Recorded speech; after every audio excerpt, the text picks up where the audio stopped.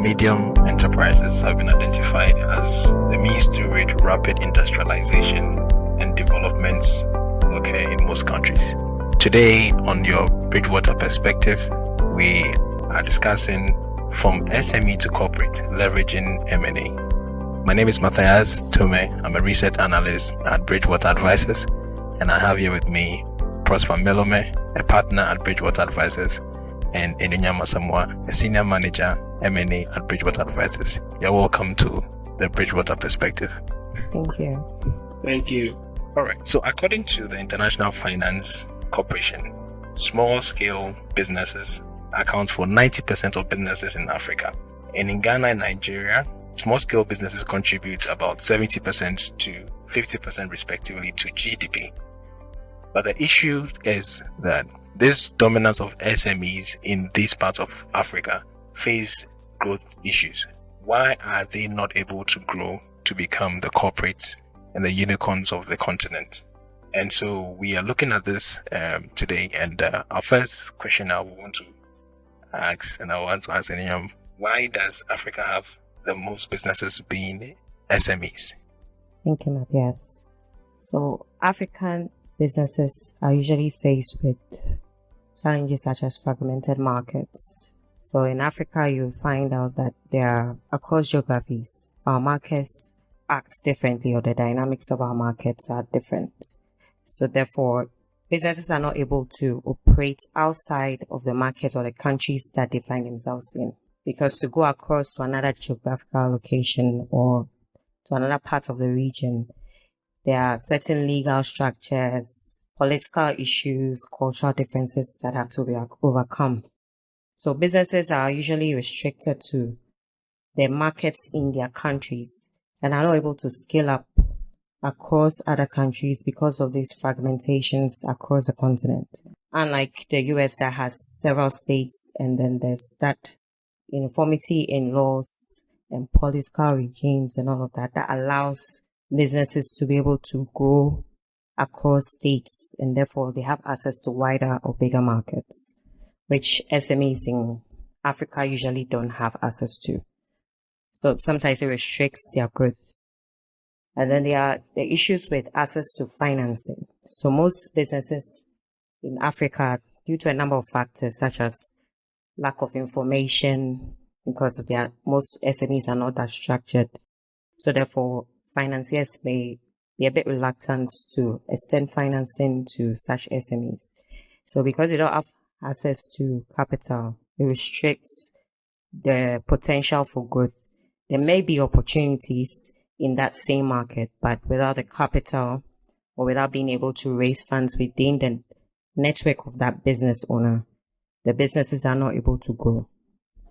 Then there are also factors such as importation in most African countries. So African businesses find themselves having to compete with products from Western markets. And these Western markets are far advanced in terms of technology and processes. So they are able to produce more sophisticated goods at cheaper prices. Therefore, they are able to compete better, or these products compete with the locally manufactured products. So a business in such a situation will not be able to compete fairly with a foreign product, which would naturally restrict growth of that business. So these are some of the factors that affect growth of SMEs in Africa. All right, that's possible. I mean, Ninyoma has mentioned the geographical setting of African business, the access to finance, and then the, competition by importation. How would you answer the dominance of SME in Africa?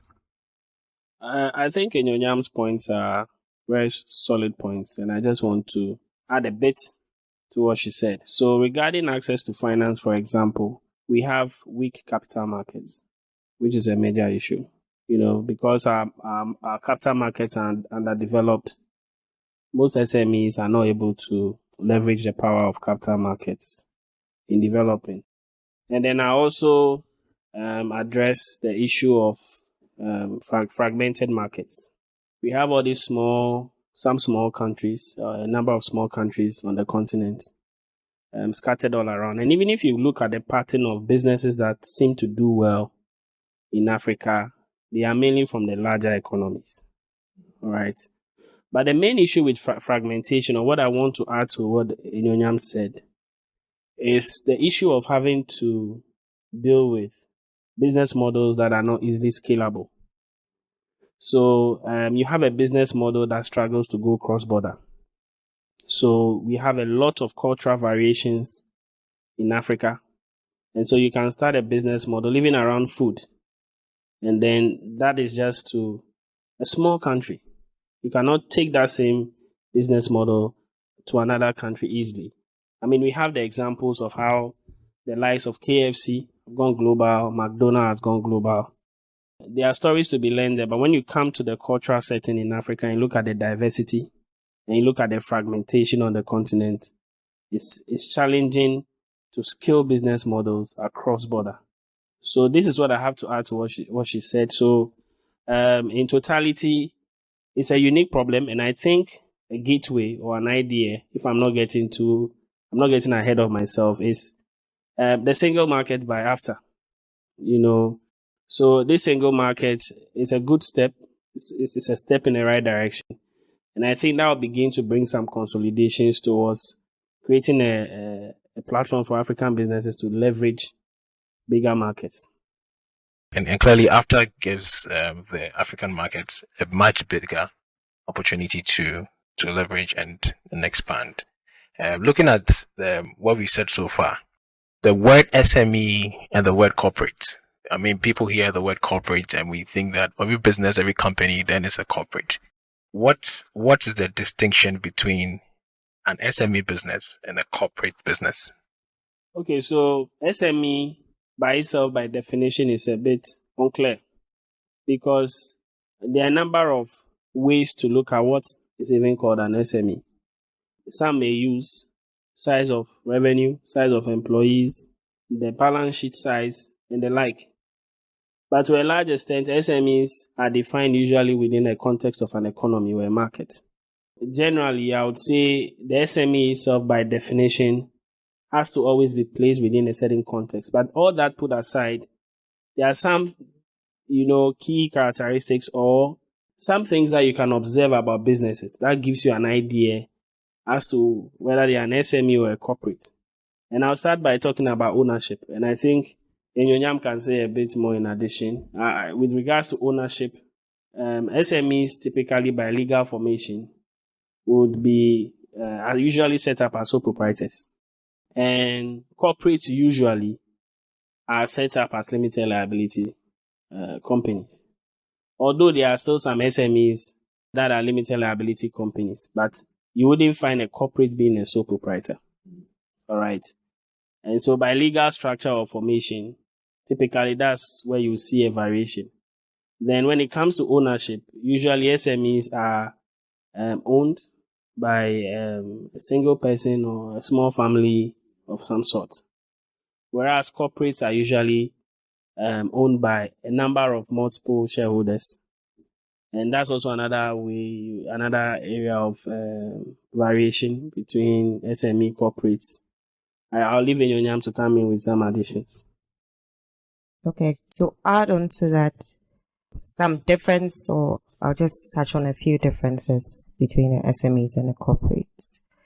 So with SMEs, they are mostly restricted when it comes to financing to microcredit, savings and loans, and then raising funds within family and friends or from personal savings, as opposed to corporates that usually have access to more capital, to the public markets, the stock exchange, and even financiers are more open to financing corporates than they are to SMEs because of some points that Prosper raised earlier about the corporates having different owners and different structures when it comes to the way it's organized.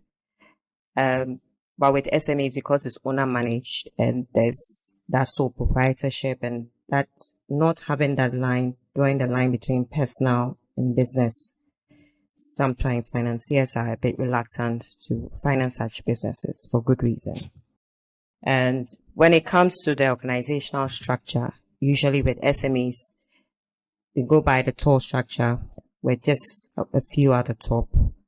But with corporates, you would have the matrix structure with divisions, different geographies, and then going along there all the way to the top. And then there's usually a board of directors as opposed to just the owner of the SME and sometimes a few advisors.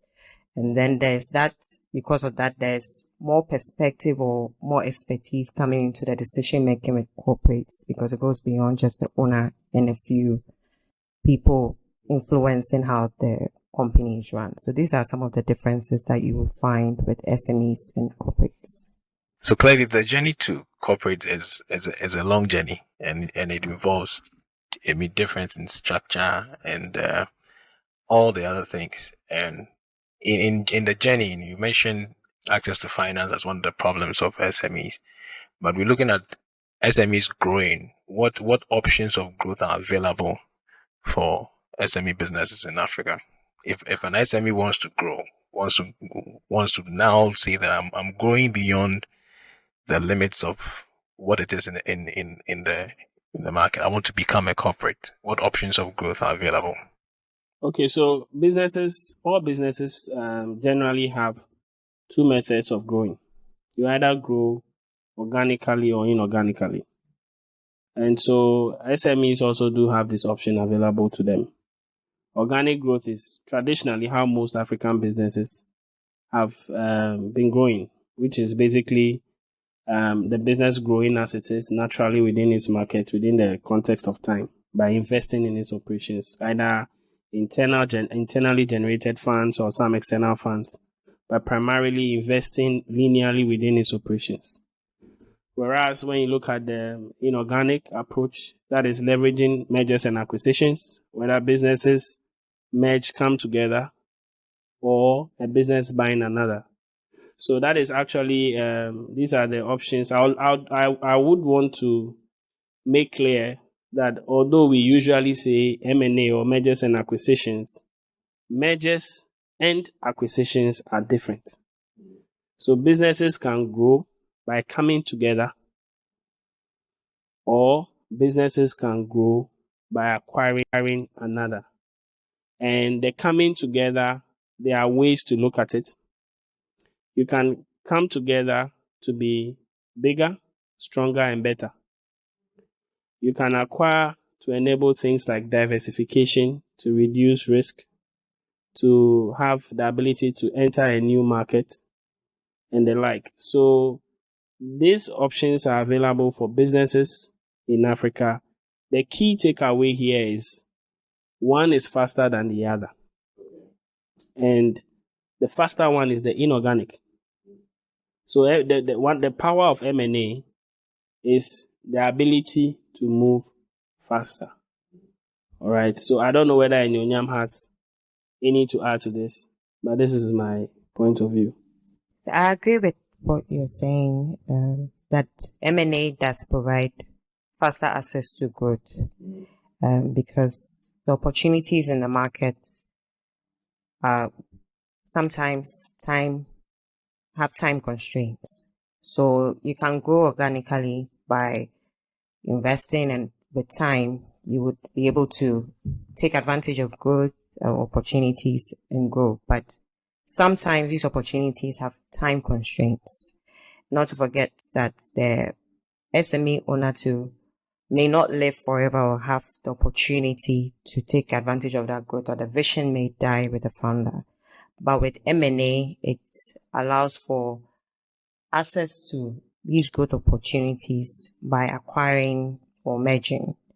So sometimes the opportunities in the market will not wait for SMEs to go through that process of time before given or being able to take advantage of those opportunities. So organic growth is good, but inorganic growth provides faster, quicker, and also the ability to be able to take advantage of opportunities in the market. Okay, so M&A gives a faster growth. I will compare it to like climbing the stairs or using the elevator. Which one will you choose to use to get you to the top? And so, looking at M&A, now that we are saying that M&A is actually going to, there's a faster way of helping grow. A business in this state as an SME now wants to grow and wants to grow on the wheels of M&A. How can a business leverage on M&A to grow? And then at what point in a business should a business owners and SME consider that at this point, I need to look at this opportunity of growth through M&A?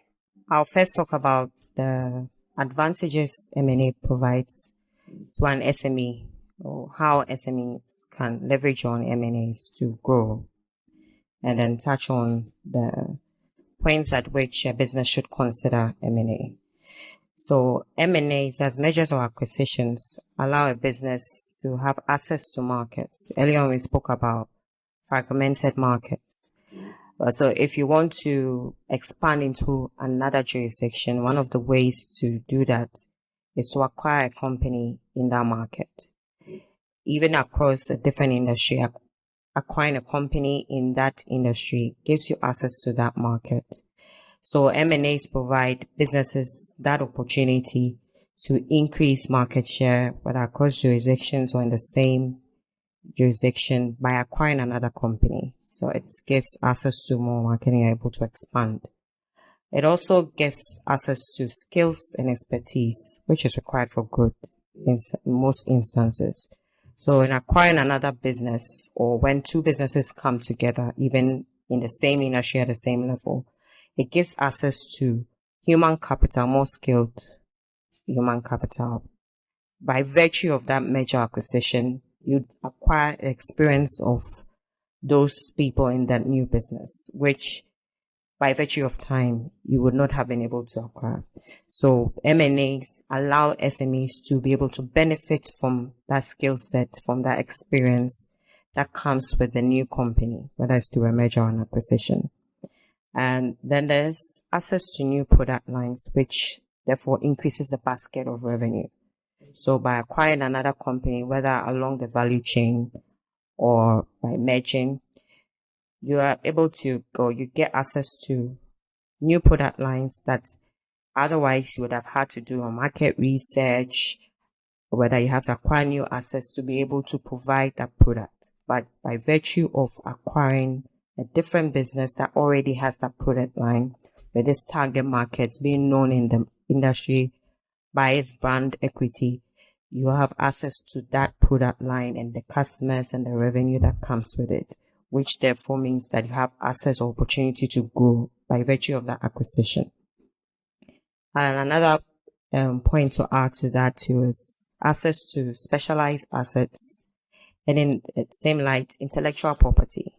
So by virtue of the company or acquiring a company that has done the research and development, has patented intellectual property, which you would otherwise not have had access to, that SME is able to leverage on that to take advantage of opportunities to grow. So these are some of the advantages that M&As provide SMEs, or ways by which they can grow. And then there's also one more thing I'll add on to that. So earlier we mentioned that corporates have access or more access to capital than SMEs do. So sometimes the size influences how much you are able to access. So by merging or acquiring another company, that SME will be able to access more credit, whether with debt or equity. With debt, you do get access to more assets, which can be used as collateral to access more debt. Or even by virtue of that M&A, it becomes more alluring to an equity provider who therefore extends funds for growth opportunities. So apart from access to markets, access to skilled human capital, access to new product lines. There's also that advantage of access to more capital. And we know that capital is required for growth. So when it comes to when a business should consider M&A, there are varying points along the business life cycle where a business can think about an M&A. So at the startup, when the market has been defined, some parts of the business model has been defined, two companies in the same market can come together where they complement each other to provide more value and therefore grow faster than either of them on their own. So at the startup stage, there's that opportunity to merge where possible and where there's like-mindedness and complementary business models to come together to be able to serve their customers better, therefore acquire more market share. Then most of the time, businesses at growth stage having some traction of growth may want to acquire other businesses because they are growing at a certain level. Sometimes there's a need for more skilled labor, for specialized assets to take advantage of opportunities. And also having proven their model, having access to finance to acquire other businesses. So at the growth stage, it's also a good point to think about whether acquiring another company would provide more opportunities for growth than growing organically, even though the company seems to be growing at a very fast pace. Then finally, for declining companies. So sometimes M&A is considered as a survival tool for companies that are declining, especially when you're in an industry that is declining. There's an opportunity to acquire a company in another industry to diversify or to enter, like I mentioned, enter new markets in a different industry that seems to be thriving. So as a way of surviving through that declining stage. So I don't know if Prosper wants to add onto that. Well, I think generally your points are solid. I only want to say for growth, businesses at a growth stage of their life cycle typically tend to be heavy in cash. Their markets, they tend to have a business model that is turning over really fast, generating a lot of cash. So ideally, those businesses tend to be involved in a lot of mergers and acquisitions. If you look at even developments in the West, you'll see businesses like Facebook that until recent times are having some struggles, but I've done massive acquisitions, WhatsApp and the like. Google also has been involved in massive acquisitions. And so when you are at that level where you are growing, turning over fast, having a business model that is solid, that can gain the trust of investors, that is usually the right time to be involved in a lot of M&As. So, I mean, with all these wonderful opportunities that are available to SMEs to leverage on M&A to grow, one tends to ask the question that, perhaps what is stopping people from taking this opportunity? Is there a misconception that M&A is only for multinational businesses that have more funds?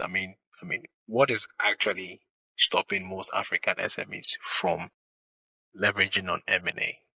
Well, that's a really interesting question. I would say the first point for me is lack of knowledge generally. The market isn't so aware of the concept of M&A. And so that is a huge knowledge gap and a vacuum within the mass SME space. And then also I would say, when we talk about weaknesses in capital markets, it's not just the main capital markets. It's also actors within the market, generally. So you have very little players and actors, M&A advisors, deal makers with significant M&A experience that know how to turn deals around and getting deals done. So that's also a problem in the market space. Then we look at the financing landscape. When it comes to acquisitions, the primary source of funding within the African market is commercial banks, who are not so keen on financing business acquisitions, not asset acquisitions. Asset acquisitions are straightforward for banks, but when it comes to business acquisitions, it's viewed quite differently, unlike the West, where that market is really developed. So I'll say these are the kind of challenges that exist in the market. There are other issues which I believe Enyonyam will address, such as limitations when it comes to information, visibility of businesses. These are the kind of challenges that exist. I think Enyonyam, being a senior manager in M&A, can add a bit to what I've said. Yeah. So one of the main things like you mentioned is lack of information. So even if a business is considering acquiring another business, the question is which business best suits what I want to do or my strategy. Most of the time, most businesses in African markets are privately owned with very little public information. There's little access to what's happening in any business apart from what you see on the outside. So it's difficult to make decisions on best fits or being able to project what the synergies would be when such an acquisition is done. And there's also the unique nature of the way African businesses do business. So most of the time there's that reluctance to trust because there are all these cultural differences, ethnicities, and all of that, which makes it a bit difficult to just get into a transaction with an unknown party. And then because there's also not that professional where you can fall on to say that, well, I trust what you are saying, you've looked at the numbers and all of that, and it's not about a person's personality per se, but of what the opportunities are. There are all these restrictions that make a supposedly good deal opportunity not happen. There are some of these things that sort of prevent SMEs from taking advantages of the M&A opportunities.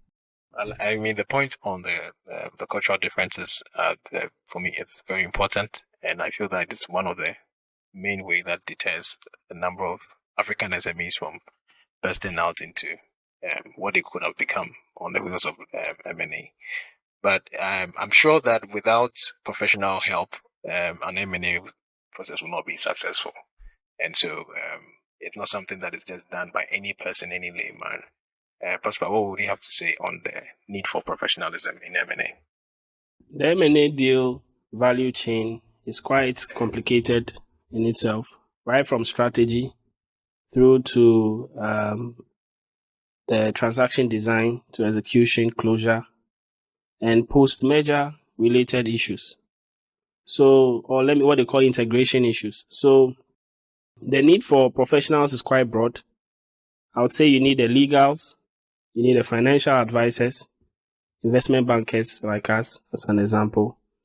You need technical expertise for specialized industries. You need change management consultants, integration professionals. You actually even need project management professionals to oversee areas such as integration, post-mergers, or post-acquisition issues. So there's an area of professional resource or professional advice that is required within the M&A landscape. Like I stated earlier, one of the challenges with the market is we don't have sufficient in terms of our market. And I advocate for a lot more advisors within this space on our market because I believe the African environment has a unique business landscape, which must be understood. For example, the way culture is handled in Western M&A transactions is completely different. Our cultural integration issues will be handled within the African landscape. So definitely, yes, professional advice, professional services are required for the purposes of M&A transactions. Well, thank you very much for this very important point. And if you have a last word to say as we wrap up this session.